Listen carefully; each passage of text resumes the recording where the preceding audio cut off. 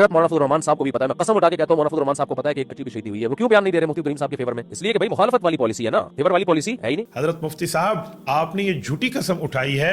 आपके पास क्या प्रूफ है, क्या सबूत है कि मौलाना फजल रहमान ये बात जानते हैं कि लाल मस्जिद के अंदर कोई बच्ची शहीद नहीं हुई? आप वो सबूत पेश कीजिए जिससे समझ आए कि मौलाना फजल रहमान को ये बात पता है।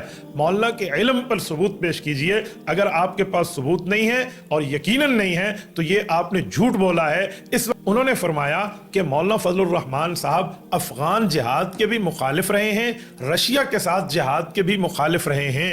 बाकी हजरत मौलाना फजल रहमान साहब जो है वो तो रूस के जिहाद के भी खिलाफ, अफगान तालिबान के जिहाद के भी खिलाफ, वो तो हमेशा से जिहाद के खिलाफ ही रहे। आप उन पे भी एक जुमला बोल दो, हम तो तावील करते हैं उनकी पॉलिसी होगी भाई।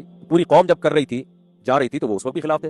लेकिन मुफ्ती अब्दुल रहीम ने उनके खिलाफ कोई लफ्ज़ बोला था ये जिहाद को नहीं मानते या फलाना है ढिमकाना है? कुछ भी नहीं भाई, उनकी पॉलिसी है, उनका ख्याल है कि नहीं। बाकी रूस के खिलाफ जिहाद हुआ है, मौलाना फजल रहमान उसमें खिलाफ थे उसके। हम खुद गवाह इस पे, जितने भी जमीयत के बड़े लोग हैं जिनसे मेरी इस्लाम दुआ है वो अब भी नहीं मानते। मैं अलावजिल बसीरत कह रहा हूं, मुफ्ती तारिक मसूद साहब झूठ बोल रहे हैं। मौलाना फजल रहमान अफगान जिहाद के और रूस के साथ जिहाद के मुखालिफ रहे हैं। इस पर मुफ्ती तारिक मसूद साहब को सबूत पेश करना चाहिए जो इनके पास मौजूद नहीं है। हजरत मौलाना फजल रहमान ने रूस के खिलाफ जिहाद को, अफगान के जिहाद को कभी इनकार की नजर से, तरदीद की नजर से, मुखालफत की नजर से नहीं देखा।